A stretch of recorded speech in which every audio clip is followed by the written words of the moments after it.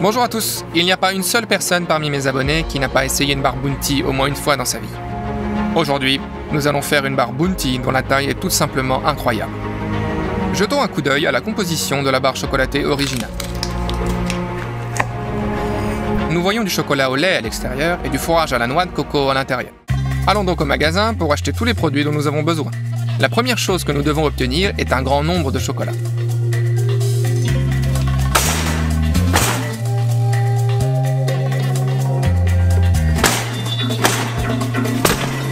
Nous en avons 150 dans le panier. Maintenant, la noix de coco râpée. Nous en avons besoin de beaucoup. 20 kg. Puis 9 kg de sucre. De l'acide citrique et de l'huile de noix de coco. En gros, c'est tout. On peut donc aller à la caisse.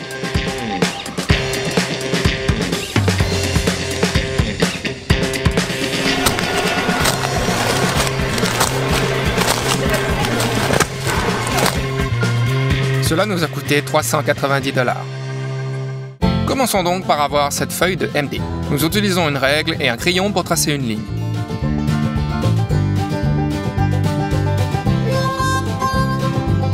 Faisons donc les coins arrondis à la main.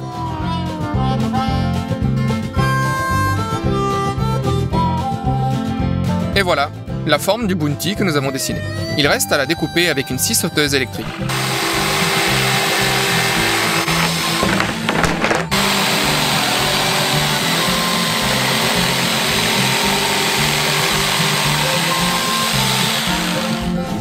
C'est fait. Maintenant, on prend le film étirable et on l'emballe.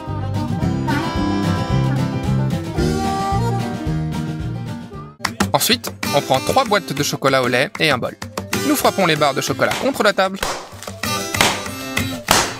On ouvre. Et on secoue les morceaux de chocolat qui ont déjà été cassés dans le bol. Et on continue jusqu'à ce que le bol soit rempli jusqu'en haut.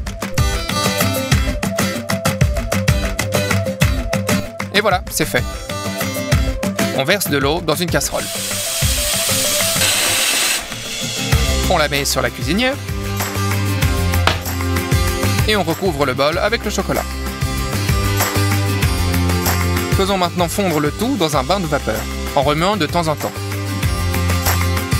Le chocolat est poreux, et lorsqu'il fond, son volume diminue considérablement. On en met encore un peu.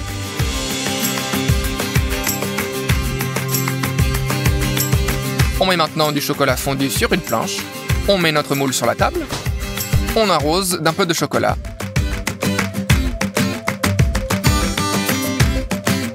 Et on l'étale. Recouvrons donc toute la surface du moule.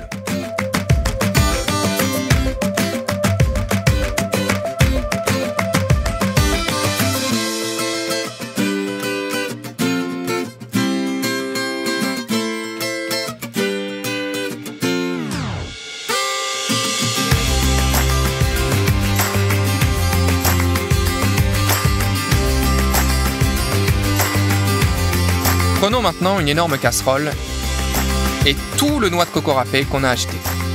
Chaque paquet est ouvert et versé dans un bol.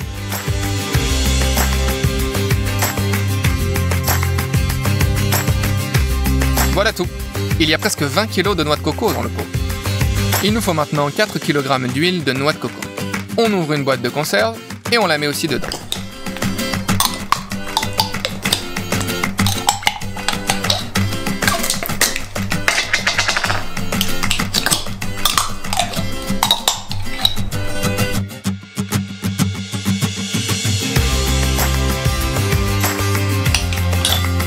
C'est fait. Il nous faut maintenant du sucre et de l'acide citrique. Nous en faisons cuire le sirop inverti dans 2 pots. On ouvre un paquet de sucre. On mesure 300 g sur la balance. Et on le verse dans un bol. Et dans le deuxième bol, également 300 g. On a aussi besoin d'eau. On mesure 130 ml. Et on le verse dans le sucre. Maintenant, allumons la cuisinière au maximum et attendons jusqu'à ce que le sirop bouille. On veille à utiliser un thermomètre. Dès que la température a atteint 107 degrés, on déplace les pots sur une planche. Ajoutons un peu d'acide citrique et remuons.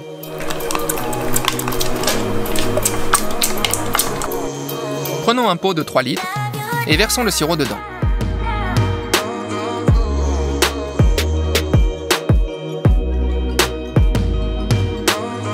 Entre chaque nouvelle préparation de sirop, le pot devait être nettoyé de l'ancien sirop. Encore une fois, mesurons et faisons bouillir le tout. Et bien d'autres fois encore.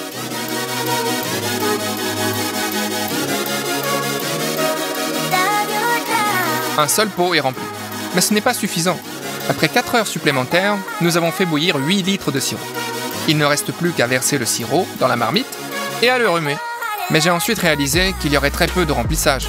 Nous avons encore acheté donc 50 kg de noix de coco râpées, 10 litres d'huile de noix de coco et 20 litres de sirop de glucose auprès de grossistes. Tout cela a coûté 315 $. Au fait, le sirop de glucose est un anti-stress très cool. C'est incroyablement satisfaisant à croquer. Nous versons un pot de sirop inverti dans le pot.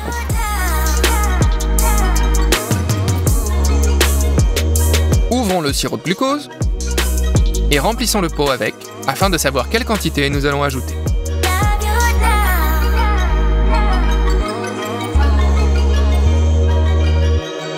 Versons les 3 premiers litres.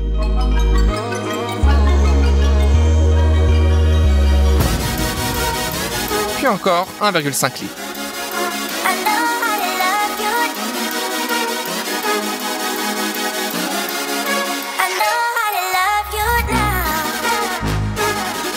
Maintenant, remuons le tout avec les mains, pour que toute la noix de coco soit imprégnée du sirop et de l'huile.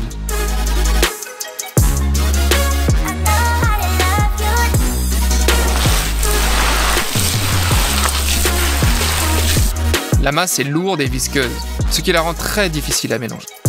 Après 20 minutes, j'ai bien mélangé le tout. Notre chocolat s'est depuis longtemps fixé sur le moule. On sort la garniture à la noix de coco et on la verse sur le moule.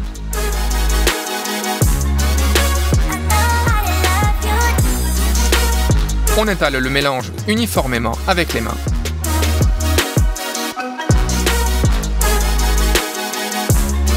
Et on appuie dessus. On ouvre un sachet de noix de coco râpée. On en verse la plus grande partie dans une casserole. Cette fois, fais un petit cratère dans la noix de coco, dans lequel on versera d'abord le sirop inverti.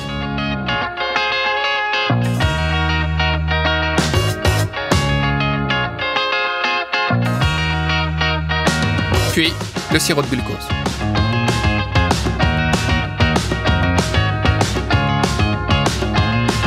On ouvre une boîte d'huile de noix de coco et on y verse 4 litres.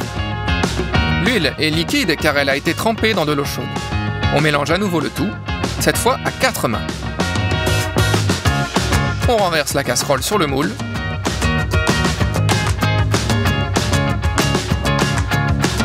Et on étale. Ensuite, nous faisons le 3e et dernier pétrissage.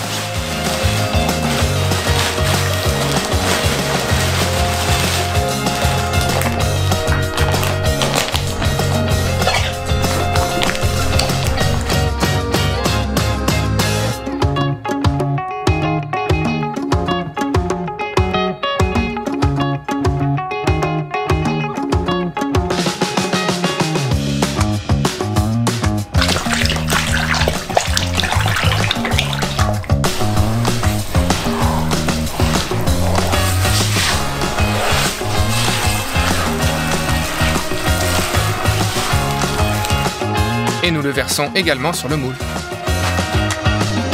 Nous devons l'étaler plus soigneusement, afin de donner la forme d'une barre semblable à un bounty. Au début, nous avons tout fait à la main, puis nous avons soigneusement tassé avec une planche.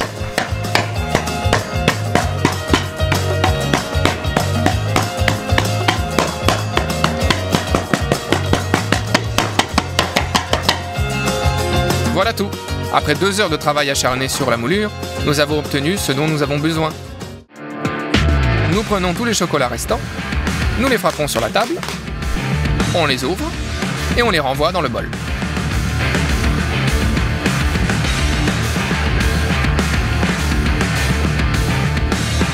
Et dans le bain de vapeur. Lorsque tout le chocolat est liquide, on le verse sur la barre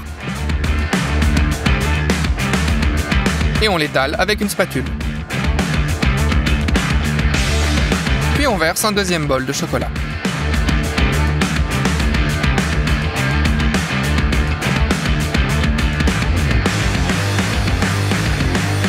Ouvrons tous les espaces.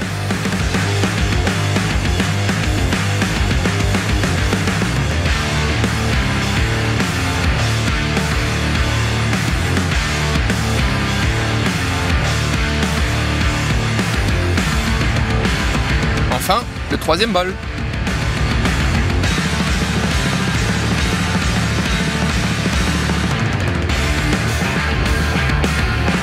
Nous avons épuisé tout le chocolat que nous avons acheté.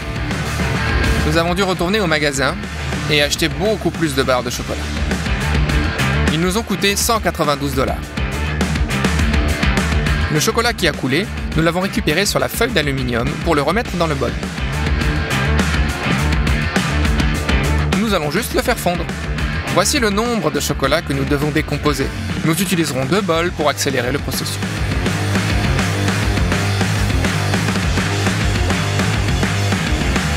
C'est fait. Nous les mettons dans un bain de vapeur. Nous attendons qu'ils fondent, puis nous le décomposons encore un peu plus. Cela fait 2 bols complets de chocolat chaud. Mais ce n'est pas tout. Nous prenons du beurre et en ajoutons une bonne quantité dans chaque bol.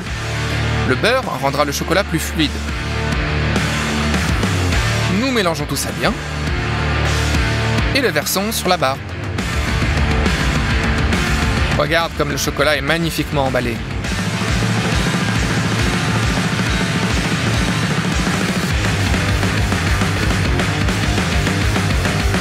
On verse un deuxième bol de chocolat.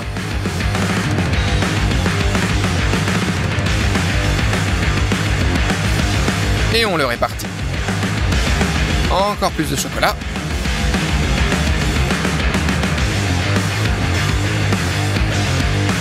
Nous avons essayé aussi de faire des boucles sur le dessus, comme sur un bounty. Mais ça ne s'est pas si bien passé. C'est pourquoi nous avons versé un dernier bol de chocolat pour aplanir les éventuelles irrégularités. Après 3 jours de travail jusqu'à 2 heures du matin, notre énorme barre bounty est enfin prête. Après avoir compté tous les produits que nous avons utilisés, il s'est avéré que ce méga monstre pèse 134 kg. Et il y a 643 000 calories dans cette barre chocolatée. C'est beaucoup. Ouvrons-le donc enfin. Nous couperons soigneusement le chocolat avec une scie à métaux. Et pour le remplissage, j'ai acheté une grande machette. Découpons donc la barre.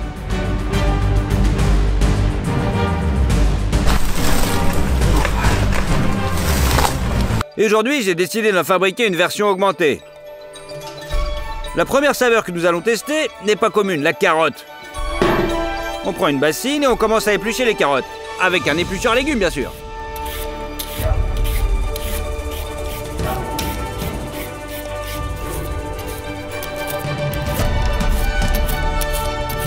Les carottes épluchées vont dans notre bol.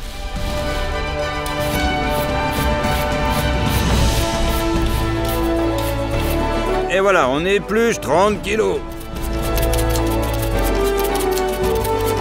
Nous avons là rempli la casserole, pleine de carottes. Maintenant, on prend notre presse-agrumes. Mettez un bol en dessous et transférez les carottes en jus de carotte.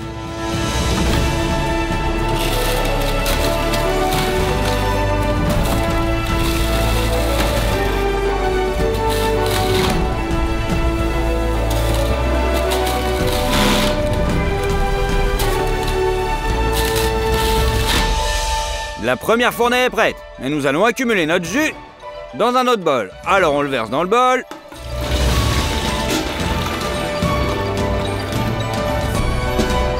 Les carottes ne sont pas très juteuses, mais le récipient à gâteau est déjà plein. On nettoie. Et on continue de même manière jusqu'à ce que le bol soit complètement vide. C'est fait. Au final, on a fait 10 litres de jus. Et le deuxième parfum sur la liste, c'est l'orange. Mettez les fruits dans l'évier.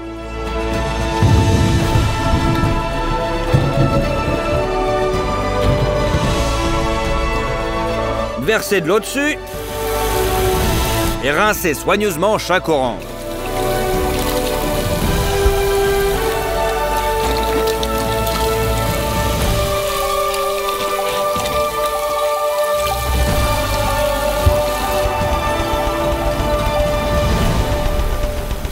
Pour tirer le meilleur parti de l'orange, vous devez également en extraire le zeste.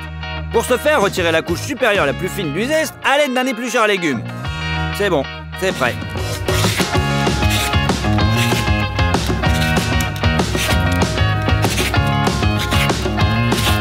Nous avons épluché le zeste d'environ 10 oranges. Et maintenant, on va l'utiliser et on va la râper.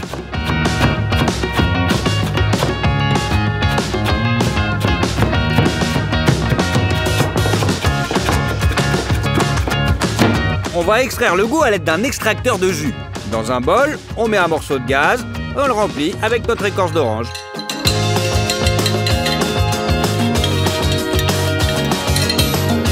Un autre bout de gaz est nécessaire.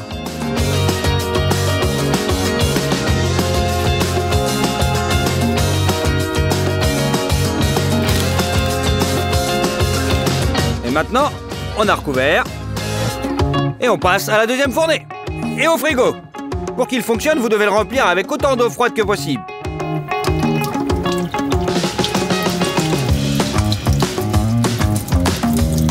Scotchez le trou pour qu'elle ne s'échappe pas.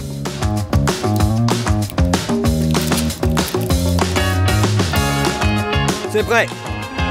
Allez, encore un coup. Et on y verse 2 bouteilles d'alcool. Après tout, c'est l'alcool qui dissout bien les huiles essentielles.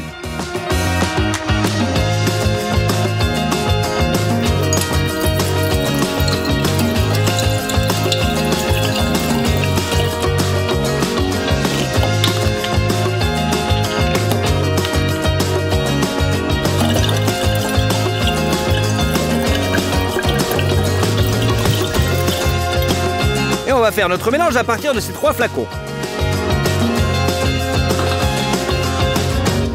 Maintenant, on prend une cuisinière électrique et on y met un extracteur. Et on met à puissance plutôt moyenne. L'alcool se réchauffe et dès qu'il atteint 78 degrés, il commence à bouillir. Et la vapeur monte dans notre système magique.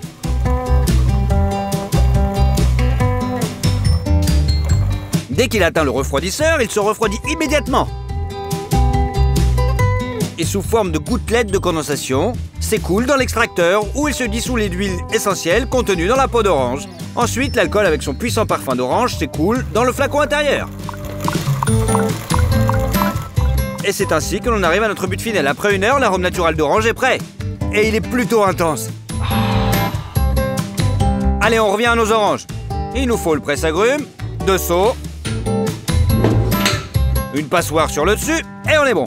Coupez l'orange en 2, pressez la pulpe contre le presse-agrumes et celui-ci extrait le plus efficacement possible.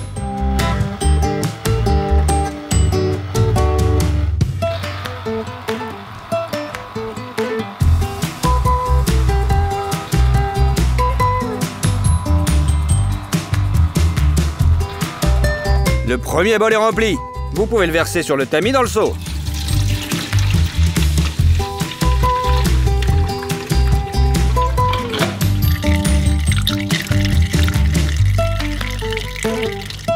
Tout ce qui reste, on jette.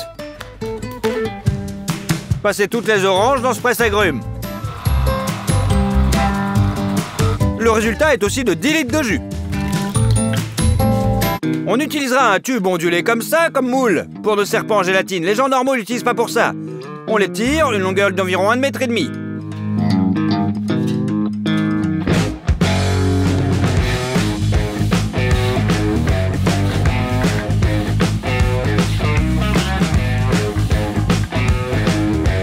C'est bon. On a encore besoin de 2 ballons de baudruche. On les gonfle au maximum. Assurez-vous juste qu'ils n'éclatent pas à cause de la tension.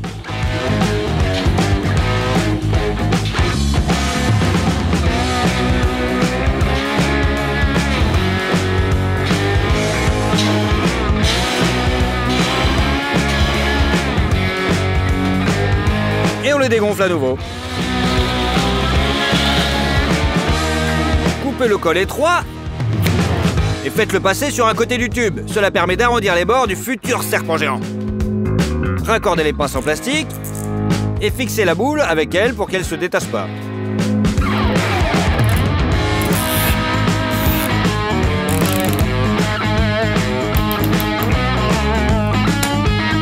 Mettez de l'huile sur l'autre côté du tube.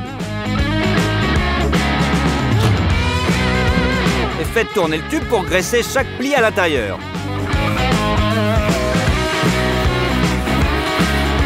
C'est tout. L'huile peut être vidée. Trempez le deuxième ballon dans l'huile.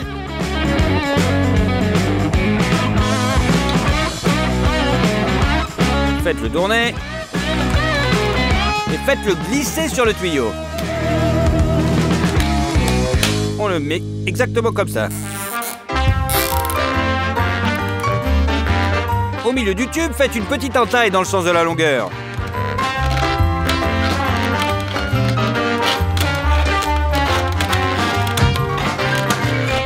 Pliez un peu pour qu'il y ait de la place pour remplir le tube de gelée. Pour séparer les couches, insérez un petit morceau de carton. Et fixez-le comme ça pour que rien ne se barre.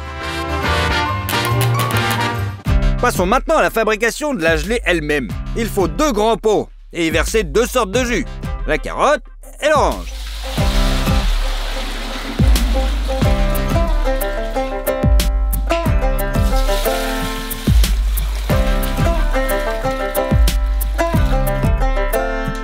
Pour les rendre plus riches en goût, ajoutez de l'acide citrique et du sucre. On ajoute notre agent d'arôme.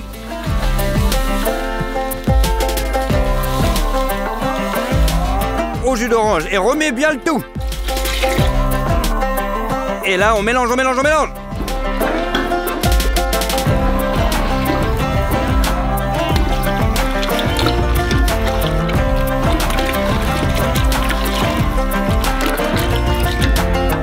Il nous faut maintenant 10 kg de gélatine.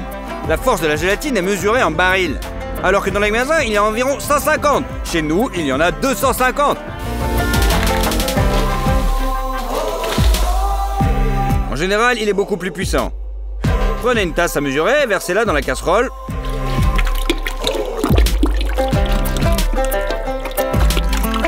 En remuant sans cesse, versez 5 kg de gélatine dans chacun des jus.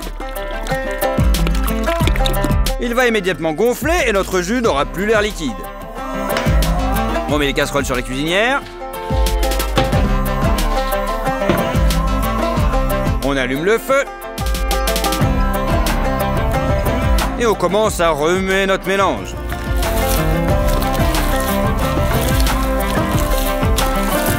Après 40 minutes de mélange, on continue. La gélatine a fini par fondre. Rapprochez les casseroles des moules.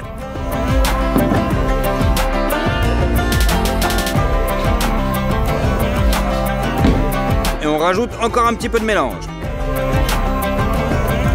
Et versez-le délicatement dans notre moule. Remplissez progressivement notre moule entièrement avec la gelée de fruits.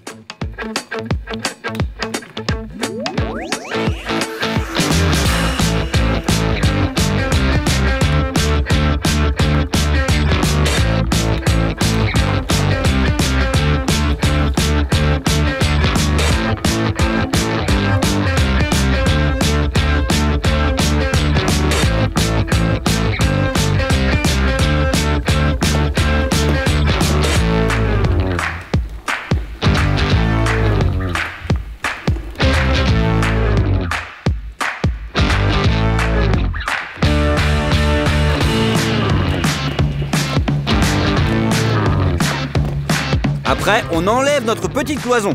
Je dirais tout de suite que c'était du gâchis et que nous aurions dû attendre que la gelée prenne un peu. Nous avons allumé la clim et l'avons laissée toute la nuit. Le lendemain matin, la gelée était complètement prise. Allez, on va couper le moule dans le sens de la longueur.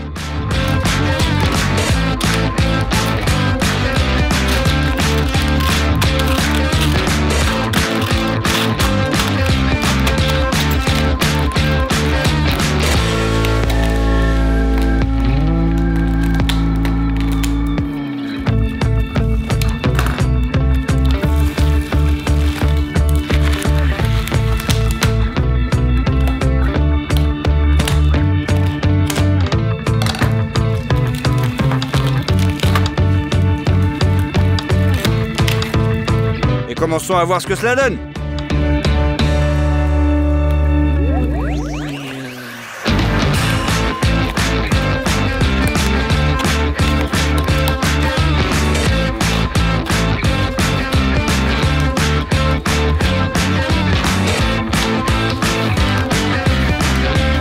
Après ça, on fait rouler notre verre géant sur la table.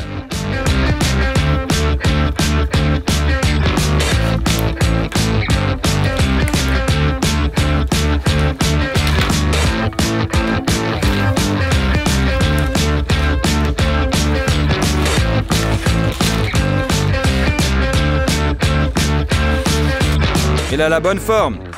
Chaque pli du tube est sorti. Mais malheureusement, les goûts sont mélangés et on s'est retrouvé avec une carotte et un verre orange. Mais ce n'est pas tout. Nous nous sommes souvenus qu'il existe d'autres verres au goût plus riche. Et nous avons donc décidé de faire quelque chose de similaire avec les nôtres. On l'a juste saupoudré d'acide citrique et de sucre.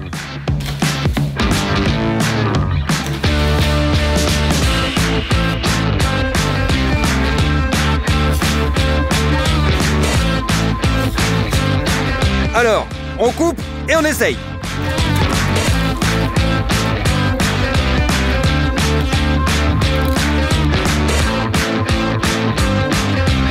Et tu sais quoi? En fait, ça a bon goût. C'est comme si les carottes n'étaient même pas là. Le goût de l'orange est pur et l'arôme est si puissant que l'odeur du zeste est restée. Même si nous l'avons dilué dans un grand volume de jus, dans l'ensemble, le verre géant en gélatine a été plutôt un succès. Et si vous voulez encore d'autres vidéos, augmentez les conneries, mettez des likes sur cette vidéo pour voir encore plus de bêtises. Allez, au revoir!